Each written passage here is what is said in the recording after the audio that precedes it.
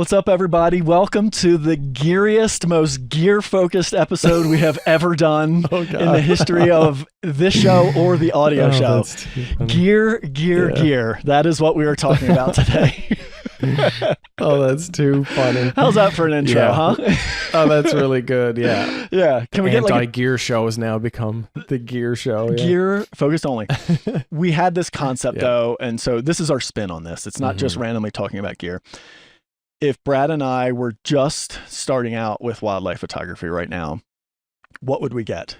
Right. And so obviously this isn't the way it works. You don't get to have a bunch of experience and then start out with something, but we can share that experience with those of you that might be starting out, or maybe you're in the position you are ready to upgrade, especially if any of you, I'm sure many of you, are still shooting DSLRs and are thinking of going mirrorless and haven't made the jump yet. What do you get? And so we have two concepts here. We're going to do an under $3,000 budget. So $3,000 and under for US dollars. So for Brad, that's around 4,100 Canadian. Like 10 grand or something? No. What'd you say? 10. I said it's about 10 grand. And then we'll do an unlimited budget as well. What would we get?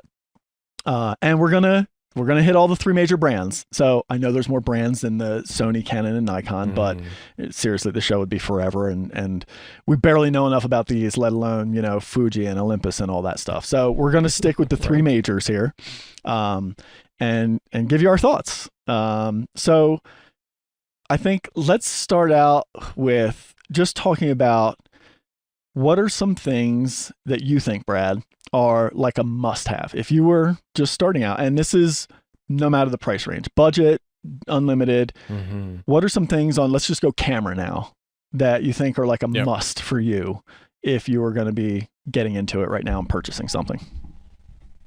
Yeah, the auto, like bird tracking, eye tracking, I think is like probably the top of the list for me. Absolutely. Like I think, like we've talked about it before, being able to compose your images more freely, be able to actually do different compositions with like in-flight stuff. Like it just opens the door for so many other freedoms to let your mind think about compositional choices and other avenues. So that's like pinnacle for me. Agreed. Yeah. And obviously we're going into the mirrorless, so I'm sticking mirrorless. Like that's, you know what I mean? Like I personally wouldn't recommend anybody invest in anything otherwise. Definitely not. I don't care what your budget is. No. I don't see any sense in spending any of your hard-earned money on any DSLR gear. Even, dare I say, even the old lenses. Like even if you're getting an amazing deal on like an old super fast prime, for me right now, with my experience and what I've gone through, I'd rather get an entry-level mirrorless lens than like an old like 400 2.8 or something. They're just so damn heavy and cumbersome to shoot and not as sharp and not as fast focusing. The only advantage you can get is an aperture thing. And with ISOs the way they are now, I don't think you're gaining that much. I mean, the depth of field look, I guess, would be the one thing, right? That's the one thing you could get from an old fast prime that can't be replicated with like a newer, more modern zoom. But for my style of shooting, I don't care that much. I think you'd be different with that though, wouldn't you? I don't know. I'm interested. I mean, I still shoot a lot with that old 500, right? That F4. Yeah, but you have it. G series. It's a tank. Do you think you would buy it if you were getting into it now, though?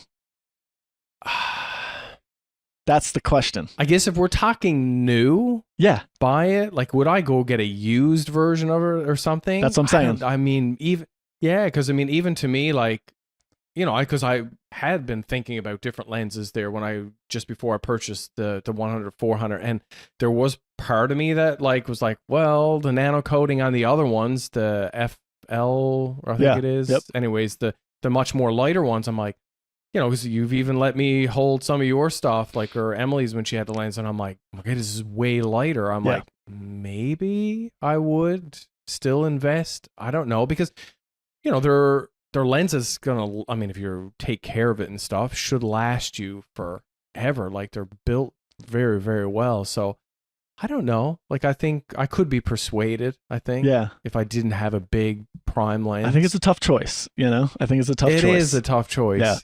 Yeah. If the price would have to be, I'd have to look at the price. Yeah. I've known specifically multiple younger photographers that I've had conversations with, and they were like all in on, like, they went and got an old used prime and quickly just were like, and within, I think both times I can recall, within a month or two, we're like, and got rid of it because it was just so heavy and cumbersome to shoot. Heavy? Yeah. Yeah. It was just so not ideal. And then they went and got the newer, lighter, not as fast primes, but they did, and were so happy, you know, like just so happy. Yeah. So I guess I would agree with you, Brad. I think I wouldn't purchase that old used lens, the old fast prime, but I am not like a big portrait shooter anymore, you know? So if you really are just going to be, which, let's face it, most people are, especially when you're getting into it, are wildlife portrait shooters. Yeah. That's a budget opportunity to get an amazing looking portrait lens for birds and wildlife, for sure, you know? But I cannot, in good conscience, recommend anybody spending any money on any DSLR. Like, that to me just makes no sense. No, that actually, no, I certainly wouldn't. Yeah, it doesn't make any sense because it's not, like, if you get a lens, you know, that's not mirrorless compatible, like, you can continue to use that lens as you switch body. Or just put the adapter on so you'd be fine. But no, I would definitely not go DSLR. Yeah, because I feel like, in my opinion, at this point, the entry level from any of these, like the cheapest one of these mirrorless cameras, is better than the most expensive DSLR that existed 5 years ago. Right? Yeah. So it's just like, why? I don't understand. I wouldn't put money into any DSLR gear at this point. Lenses is different. I agree. But I also think, like, the other thing that's so misled, we'll talk about lenses in a little bit. I don't want to get too far in the weeds on that. All right, so camera gear. So eye tracking, you know, subject tracking for birds and wildlife, 100% agree. Anything else on the camera that's really important? I mean, the mirrorless, we flat out said mirrorless, which gives you you can see your exposure, which is so much more nice than, so much more of an advantage than DSLR. So that's just comes with every one of these. But anything else that's important? Silent shutter, like, you know what I mean? Which comes anyways. Like, well, you know, that's not a deal breaker. I mean, I don't think there's that many scenarios where I'm like, oh, you know, like back in the DSLR days, it's not like the shutter going off made that much of a big thing, but it is nice. It's certainly a nice feature to have. So, but you know, those are you know, we are like in the minority that shoot it completely silent. How many people we work with all the time, and there's do turn it back everybody's got the sound on.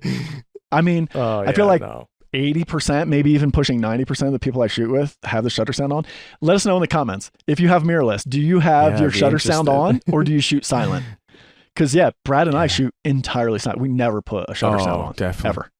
Oh, never. And, you know, some people will be like, oh, yeah, but I'll never know what I'm shooting. Like, I'm so used to seeing that little flash. We have the lines around when the it's edge. Like, the lines are flashing when it's actually taking a picture. I'm so used to that now that, like, it's just second nature. So, and genuinely, with experience, the silent part of it, you know when you're pressing the shutter versus just half pressing it. The only thing I'll push back on that is winter. Like with gloves on. Yeah, that can be more challenging. Yeah, like sometimes they're so thick I can't tell what I'm doing. Like if I'm actually pressing down. So that's the only I don't know what's time winter. I don't know what. Yeah, what's that? Actually, I've been cold lately. It was like 20 degrees this morning. Yeah, so dude, we're getting like potentially 30 to 40 centimeters of snow on Wednesday. Ooh. Like a nice big chunk of snow dumping. Yeah, but it's only going to last for like that day, and then it's supposed to go up to like 10 degrees or something. So it's going to melt, but it's coming. All right, so I think that's it. Maybe we'll talk about the lens stuff as we go. So let's get into it here. Let's get into what we picked. So I think if it's cool with you, Brad, we'll start with Sony, and I'd love to hear what you picked out. Like if you were under, like we're going with and I know I know we're saying low budget here. $3,000 US is not nothing. That's still a lot of money. But to get into any of this stuff, like, wildlife photography and pretty much any hobby, you're spending a chunk of money, right? So under $3,000 US, 4,100 Canadian, what are you getting, Brad, in Sony?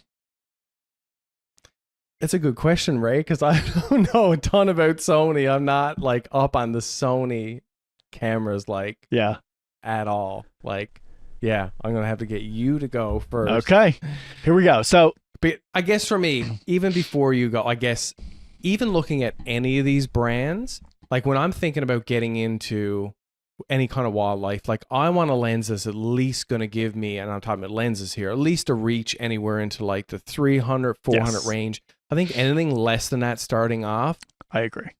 Like, you're just going to struggle. Yeah. I mean, unless you're in Florida and the birds are like eating out of your hands half of the time, hey, you can get away with like a 70 to 200 kind of thing. So I'm always looking in that range of like 100, you know, like no lower than 100, and then anything up into like the 300-400 range, somewhere right there. Higher if you could, depending on. So it's always going to be like a zoom lens through any of these different companies. Absolutely. And then, like I said, any of these entry cameras, like just the entry level mirrorless, I guess if we're going crop sensor, if they've got the right features, then they can work really well. Yeah, I just think, the sensors these days, every sensor's so amazing. Yep. Like, are some a little bit better? Yeah, Definitely. but even the entry level is just so good at this point. It really is so good. Yeah. Now, let's just say, right, Brad says doesn't know much about Sony. I've never shot Sony, right? This is just going off of specs. And I have at least had the privilege of, I get to work with raw files from all my mentorship students from damn near every camera that's out there. Not like this crop sensor one. I don't think I've ever seen anything from a Alpha 6700.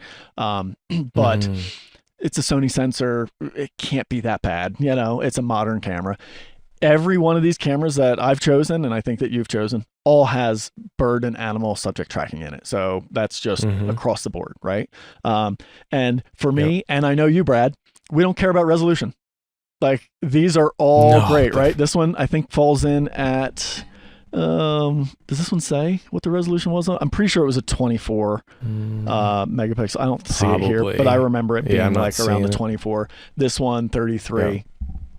So up top here would be my choice for the cheapest Sony entry I could find that I would get for wildlife photography.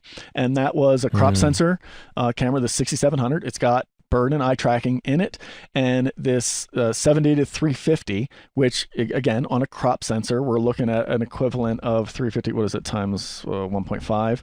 So, or over 500 millimeter equivalent field of view with your crop sensor camera there. And so there you go, all in on Sony. So we're like $1,100 there, $1,500 there, so $2,600 for that setup. This one did. Now, if you want to go the base, the lowest thing I could find to get into full frame with Sony would put me over that $3,000 mark by about $400. Okay, so $3,400 gets you this A7 IV full frame camera, 33 megapixel, 10 frames a second, plenty, and gonna be, just really good, amazing quality. And then 7300, so a little bit of a shorter focal length there, right? 300 millimeter here, whereas you're getting the equivalent field of view of about 500 with the crop sensor. So if you're a beginner and you're not real good at fieldcraft yet, maybe the crop sensor kit is the way to go. But with crop sensor stuff, you got to keep in mind, any lenses you purchase that are crop sensor only, if you ever decide, and most of us do, want to go into the full frame realm, that lens will not work on the full frame anymore, or if it does, like in Nikon's world, it will mount, but you will only be able to shoot a portion of your full frame sensor, kind of negating the purpose of the full frame sensor most of the time. And so, if you are going to spend money in a crop sensor lens, then just be aware of that. Now, I don't know with Sony or Canon for that matter, if they're the same as Nikon. Nikon, you can buy a full frame lens and mount it onto a crop sensor camera, and then it will just work fine, So I don't know if the Sony stuff does that. So again, if anybody can clarify that in the comments, that would be great. But those would be my choices, right? So, I mean, pretty good setup for either under 3 or just over. And I would recommend like leaning into it, like if you can squeeze the just over and break bank a little bit, I think it's worth it. Because I think I can't say, there's obviously people out there that use crop sensor. Sure. And stick with it because they want that extra reach. It all depends, the style, how you shoot, what you want to do. But I think there's, a lot of people that eventually go into the full frame, the quality, the different features, whatever. Yeah. Like, I think that if I was just starting out and I didn't want to feel like, okay, in 2 years, I'm going to have to invest again in something, you know what I mean? Like, I'm going to want to kind of upgrade, then I would try to squeeze into that full frame body for sure. And I would add, if you know this, if you can tell this is going to be a hobby that you want to stick with for a while, you're going to have more lens options in your full frame range as well, Exactly. Than your crop sensor range. Unless they are cross compatible, right? So if you can do the full frame lens with the crop sensor camera, save a little bit of money, and then get yourself a little bit of that extra crop reach, which, it's no different than cropping the image in post. Just to clarify for anybody, there is no extra actual reach. You're not getting more magnification out of the lens. Like, it's just simply a crop sensor is the same as like taking a photo on this and cropping it in. There you go, right? All you ever gain with a crop sensor camera is usually a little bit cheaper and a little bit more, potentially, depending on things, potentially a little bit more resolution on your image. That's it, right? You're not getting any closer with the lens. 350 is still 350. Doesn't matter. So, all right, there you go. There's our Sonys. Sony no price, unlimited. You still don't know, right? So I'll keep going here. You keep going, yeah. Okay, so A12, it's their newest flagship. Give me. I mean, pretty much. Yeah, I'm always going to higher end. Yeah, go for the top of the line camera, right? Except for when we get into Canon and Nikon. I think Brad and some people might disagree there, but Sony doesn't have the big bodied camera, right? The body with the integrated vertical shutter grips. Sony doesn't make them, so. Sony Alpha 1, top of the line camera, give me that, right? Give me a 1-400, and look at this, Brad, you ready? A 300-2.8 with the teleconverters. That's where I'm going there. That Sony 300-2.8 is killer. It's so light and portable, and I had somebody up in Nome with me who was shooting it with a 2X and tack sharp nailing birds in flight with the 300, 2.8, and the 2X. So that made it a 600 5.6, which is still a great lens. Super tiny, lightweight, portable. The focus was fast. It's still a 5.6 lens at that point. Super sharp. Like, talk about flexibility out of a fast prime. Wow. Yeah. I would do that over the 400 2.8. Yeah, I never thought I would have went 400-2.8 is where my head was at, but I never thought about the teleconverters. I wasn't even putting that into the equation, like the add-on one. So that's an interesting choice. The 1.4 teleconverter gives you a 420 f4. Yeah. And dude, I mean, again, the portability and ability to just like shoot different perspectives and everything over a 400-2.8. Yeah, man. Yeah. I'll take one stop less for that. And 300-2.8 is beautiful. Like I shoot in that range all the time, So that would be my like go-to unlimited budget Sony setup right there. I wouldn't do the 400 or the 600. I surprised myself actually. Really? Yeah.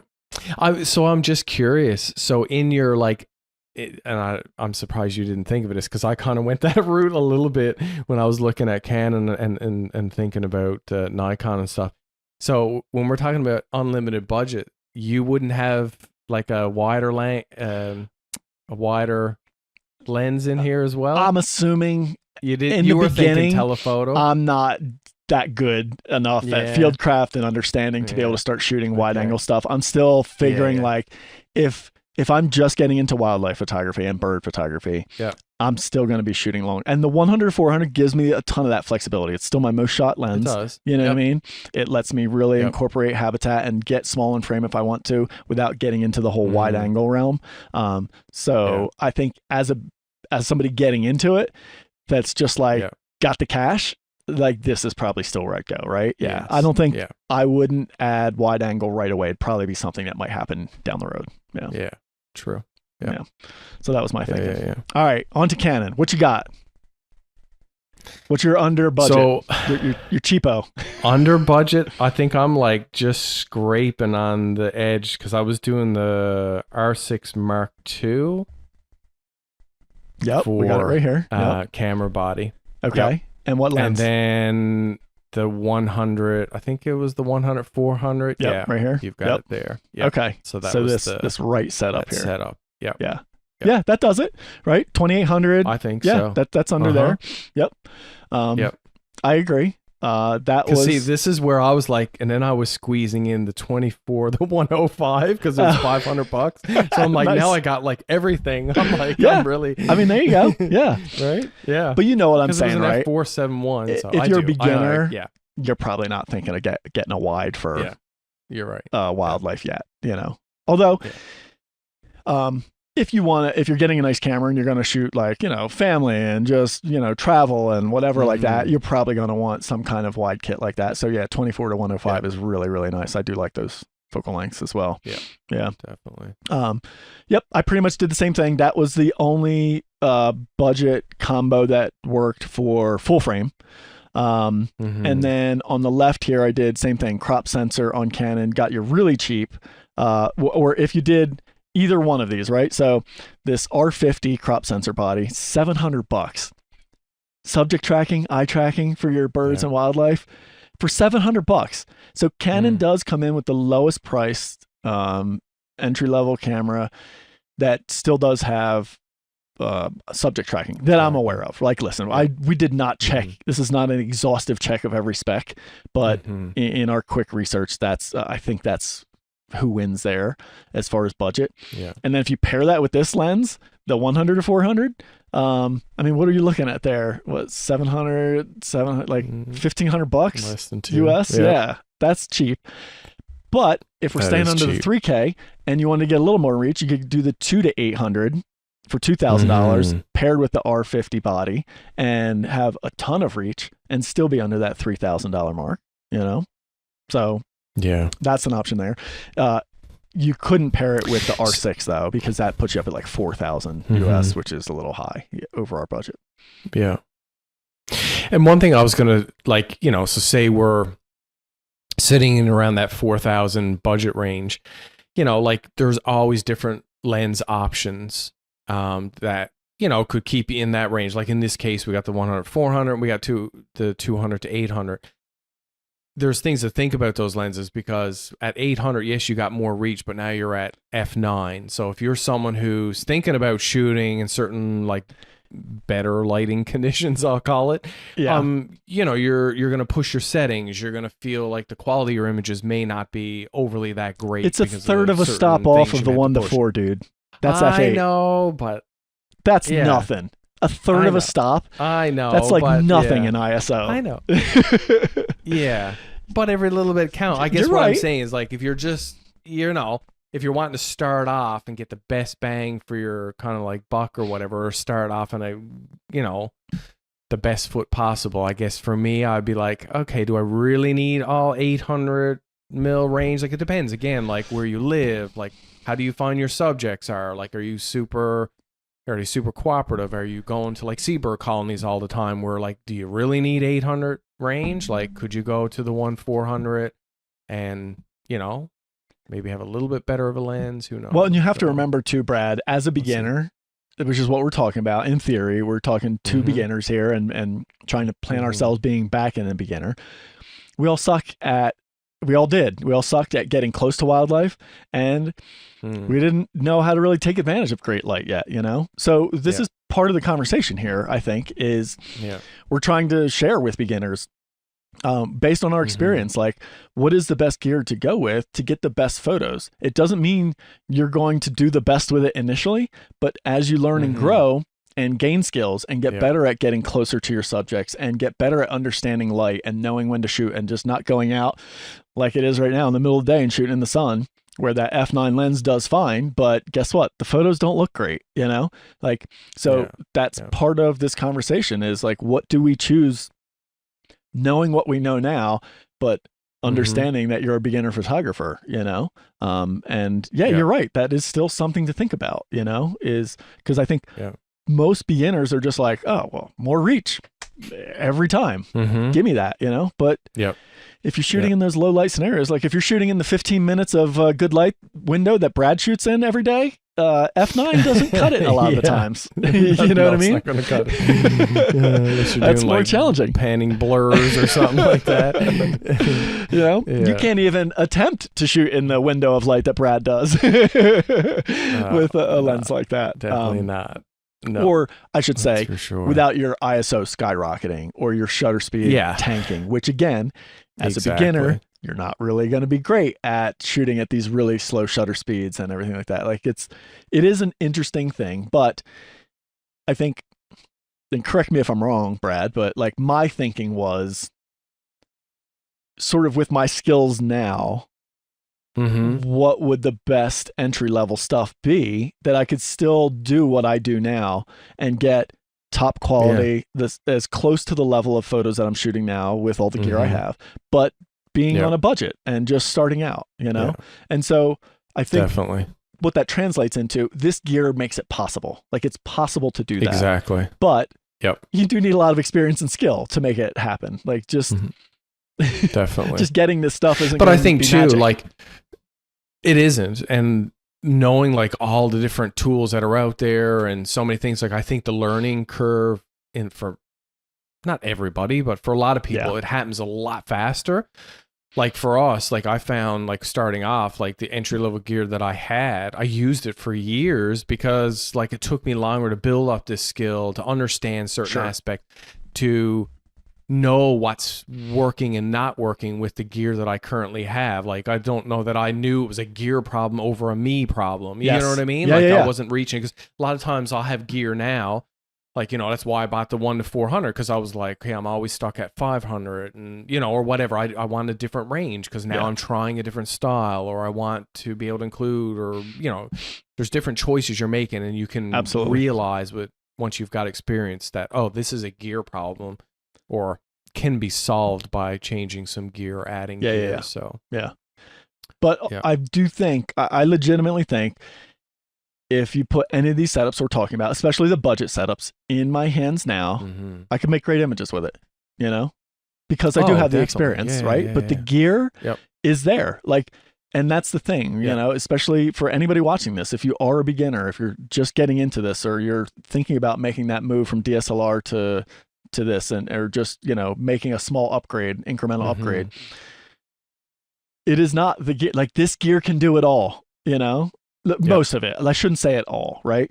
The limitations, I would say, on the budget stuff we're talking about, and I feel bad saying budget because I know it's still $3,000, but compared to the unlimited budget, it's still a budget. But the more entry level equipment we're talking about here, I feel like the limitations on it are the really low light shooting and fast action. Those are the two areas I think that would suffer the most with that type of gear. And it's not to say you can never do it with the budget or more entry level gear. It's just going to be harder to do it consistently. And at some point, you're probably just going to hit like a limit of what it can do. Wouldn't you agree? Yeah, definitely. Yeah, definitely. Yeah. But outside of that, if you're just looking to do bird and wildlife portraits, which is what most of us shoot a lot of, any of this gear can make an image just as good as the most expensive. Or close to. I agree. You know? Oh, definitely. Very close to. Maybe not an exact match. All right. Canon, no budget, or, you know, unlimited budget. What you going for? Yeah. So top of the line body. I think it's the R1 now. R1. That's what I went R1? for. Yep. I did go R1. And so there was an R3 as well. I didn't know if you compared the two. Yeah, well, because R3 doesn't have the. Does it have the body grip or the battery grip on it? Okay, yeah. It does. No, I right off the bat in my head I was thinking R1, and I was doing 400 to 2.8. Yep, I got that in there too. Yeah, that was the. And then I added a 1:5 because they don't have a 1:4. I know, and this was the other thing because I've gotten that written there too. Was the 1:5? Yeah, I'm surprised they don't have the 1:4. Yeah. Option. Maybe they'll add it at some, but I guess they wouldn't. What would be the point? I mean, it's a bit overlap, but I hear great things about that 100-5. So, yeah, I had that one down there. Okay. As well. Yep. We went for the same kit there. Yeah, nice. Definitely. Excellent. All right. Yep. Cool. I'm surprised. We'll get into it when we get to Nikon because I think Nikon's where you're going to answer or decide what I'm thinking. But yeah, there you go. Unlimited budget. I would do the same thing, man. Yeah. Yeah. All right. Definitely. Cool. So not much more to say there. Okay. On to the brand we know. Nikon budget. What you going for? Z6 III and 28-400. Did that get you under the It did. It did? Just okay. Under. All right. Okay. I'm pretty sure. All right. So that is an option. Yes. I went Z5 because that was the cheapest full frame with eye tracking.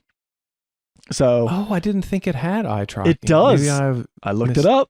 Oh, yeah. Okay. So all right. Well, maybe to save money, then I would have went. I don't know why I didn't think it did. I looked it up and it said it did. I guess I missed that part. Yeah. Okay. Cool. Okay. Good. So that to me, Brad, is here's the interesting thing. You ready? This is where I think Nikon, and I know it's our brand. I know we love them, but this is where I do think they get the win for entry level stuff. They are the cheapest full frame setup to get you a full frame camera with eye tracking because both Canon.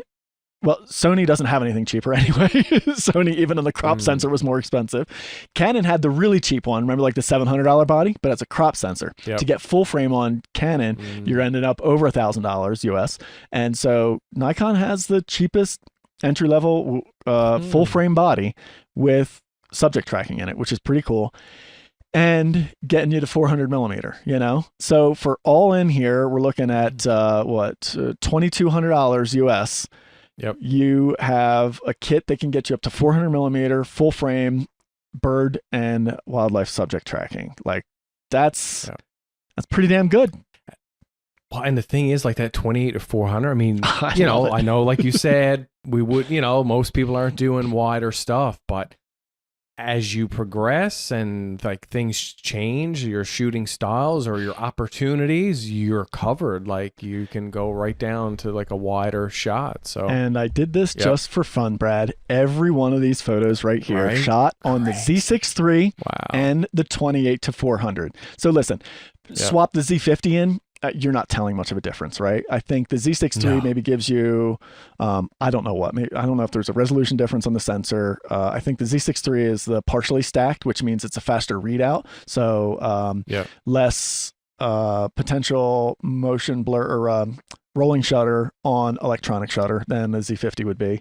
And probably faster for frame rates maybe, and I'm guessing better video. Like there's probably a handful of things that are better on the Z6 III than the Z50. And then I don't know if the Z50 has... So you're saying 50 or 5? What I have there? Oh, 5. I'm sorry. Z5. My bad. Z5. Z5. Yeah. And then I don't know if this one has like the fully articulating screen or not, like the Z6 III. But I assume it does because usually on the low end, that's kind of the thing they use on the lower end ones. But anyway, dude, you're starting to make me think about that Z5 for my daughter. Now I'm like, yeah, or like a second body. That's right? cheap. I mean, yeah, second body, like something for her. I mean, she's not doing a ton. I mean, I've let me been check real watching quick. For a Z6 III, Nikon but Z5. I'm like, that Z5 is interesting. I just didn't know. I don't know why I thought it didn't, but because I thought it came in at the Z6 III. And there wasn't. No, here's the deal. It has animal detection. It doesn't have bird. It has the animal mode, which that's what I'll use anyway. It's just as good. That was what the difference was. Yeah. I use it on the Z9 and the Z6 III. I leave it on animal, even though they have bird. That's what and it dude, was different. Yeah. there's probably a good chance they'll probably do a firmure update and add bird to it at some point. And make it worse or something anyway. Like yeah. that. Yeah, No, I'm just exactly. kidding. Yeah. Make it worse. They confuse you even more. Yeah. No, but you prove there that it works. That combo. Yeah, and unless with that lens works. Unless I'm just misreading that, and it's like the animal is only like the pet thing, like cat and dog kind of thing. But I'm pretty sure it was just like full animal. Either way, yeah. Z5 or Z6 III gets you in under the budget with that 28-4 lens. And yeah, dude, I would pick that over the 1-4 if I'm just getting into this. Yeah, I would. I agree. It's a one-stop difference at the high end. Yeah. But I didn't include any here. I have small like shorebirds shot in flight. Like shorebirds in flight are tough. That's a fast-moving subject, and I got tack sharp shots shot with that 28-4. So like it can do it, and that's the thing to me that is the biggest difference now between all of the mirrorless setup, no matter what brand you're using, versus what DSLRs were. To me, in my experience, and I shot DSLRs for almost 20 years. In DSLR land, your entry-level stuff, especially lenses, were just not on par with the sharpness and quality that the high-end lenses were. There was a big gap there. And now with mirrorless, I don't see the sharpness gap anymore. I mean, and I'm not trying to say it's not there, but in real world scenarios, when you're shooting and when you're sharing the photos, the difference in sharpness is negligible. So what are you getting for spending a lot of money on these really expensive lenses? Shallow depth of field, so more blurred background with faster apertures. Lower light capability with faster apertures, so you can shoot action better, and snappier autofocus. So it does, they are a little bit better there, but you can still shoot some incredible action with something like this for just over $1,000, this lens. And it covers everything. You can go on a trip and shoot landscapes and your family and group portraits and people portraits. And then you can do wildlife with it. Like it does everything all in one. And does it do it the best? No. But does it do it great? In my opinion, yeah. So it's amazing. And the thing is too, like with these lightweight setups too now, like I know people are nervous about pushing the shutter speeds down to lower and stuff like that, but there are ways to work with these lenses that, give you these, f8s and stuff, and, you're having to push your ISO, but you can kind of balance some of that once you get a little more comfortable with your lens and hand holding, because it's such a light setup, you can kind of balance things out a little bit more. Yeah. And like, look, this is what I'm talking about, right? You can shoot action, like shooting crazy action, ruffling out. This bird was running around chasing fish, like portraits into the sun, birds in flight, wide angle, like, and then a portrait. This and then a tight portrait was taken of one of these birds sitting on the ground right there. Like I shot this at 28mm with them flying, and then laid down and didn't move and shot that. Like talk about diversity and versatility, right? Like it just does it all, Definitely. So it does. Yeah. Incredible lens for what it is. All right, Brad. That's it. What is it? Top of the line, no budget, unlimited budget for Nikon. What are you getting? So I just want to say, I had thought about this afterwards because right away my head was like Z9, or whatever. And then I'm like, you know what? I curse sometimes on the Z9 when I want to get super low. I knew it. So I'm like, I was going to go Z8. Yep, I figured. Just to get rid. I don't use the battery grip as much. I don't shoot a ton of I'm just thinking of like perfect world or whatever. I just find there's times when I wish the battery grip part wasn't on there. So I guess, I'm not missing anything else out from going with Z8. Nope. So it would have been the Z8, the 400 with the tele, and then same thing, the 100 to 400. Yep. Here's the other thing. Again, I know Nikon's our brand, but I got to say, as far as I'm aware, neither Canon or Sony has a cheaper, smaller bodied camera with matched specs. Like the Z8 is the Z9 with just the bottom chopped off. And so it's a little bit cheaper and lighter weight.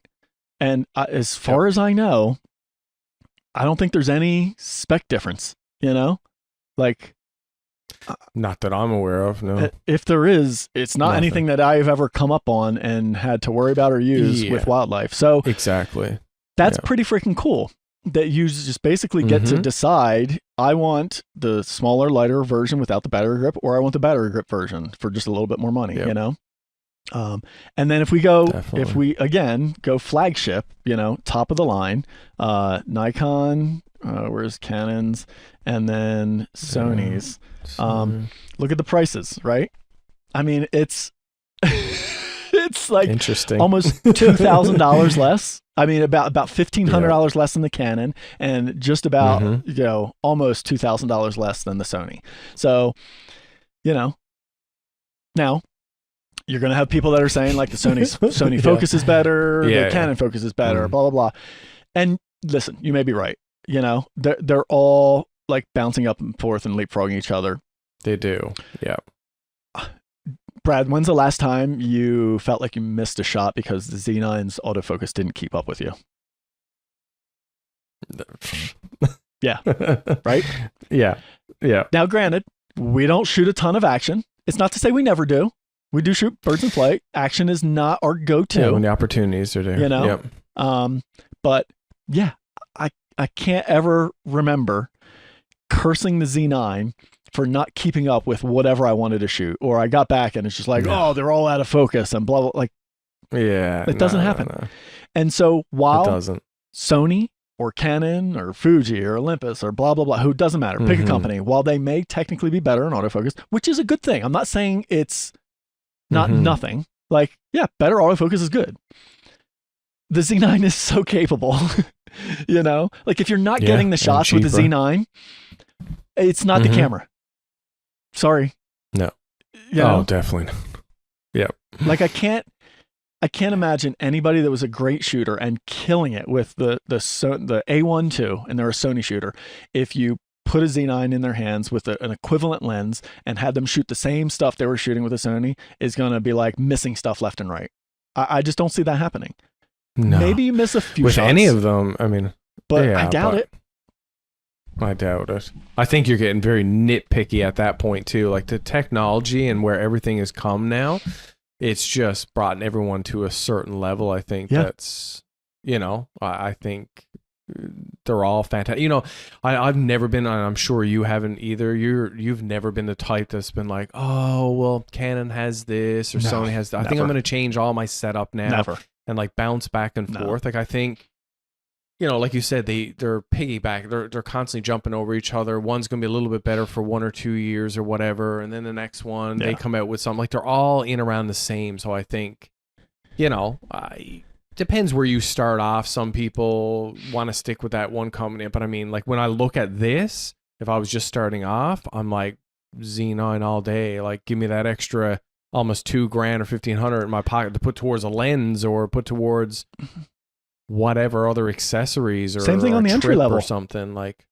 you know, that's it. Definitely. I think like Nikon is really price competitive lately. You know, but I will also say you cannot go wrong with any of these brands, any of the stuff we just shared, any of them. If I was a beginner and I didn't know any better and I had no affinity to a particular brand and I just didn't know, what would I recommend for people to do? I would recommend go into a camera store that has all these things, put them in your hand, see what feels good to you. Because that matters, you know, like see what feels good to you.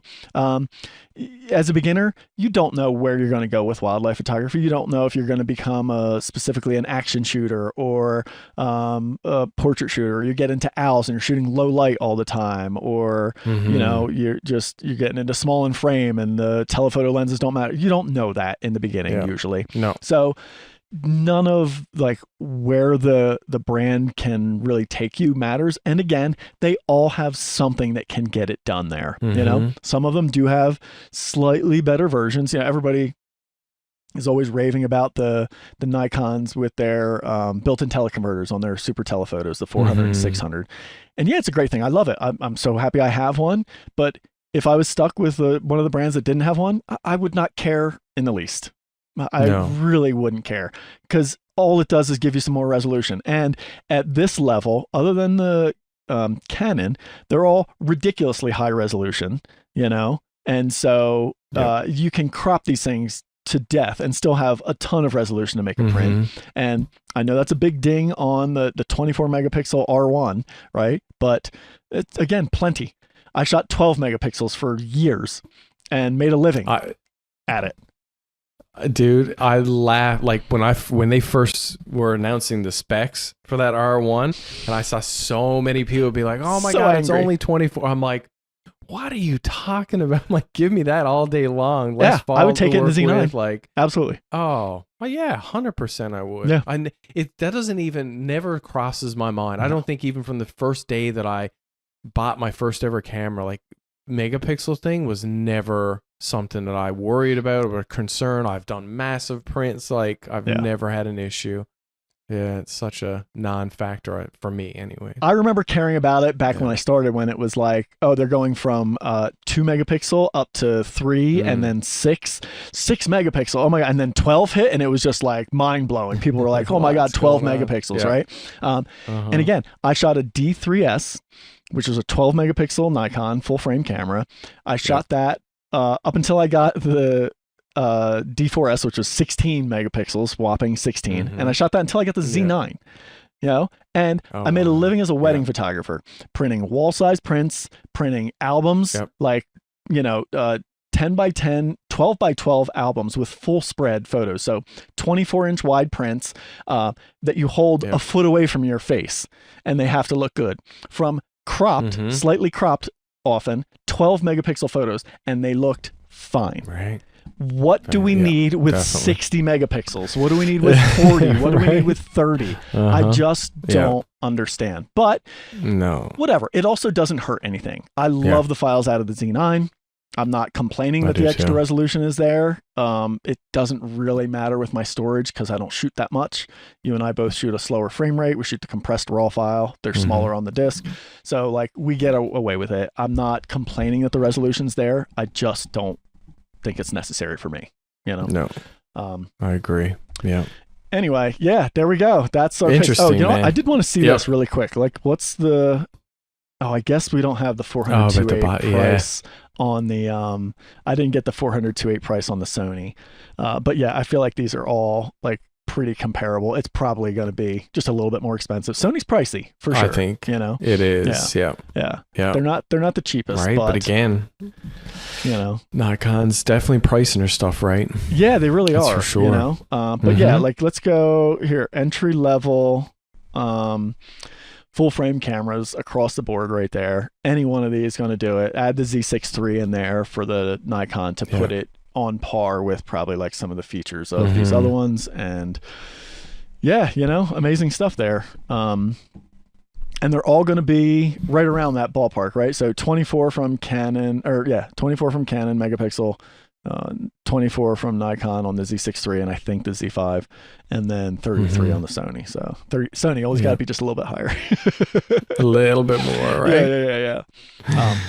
But I do believe it.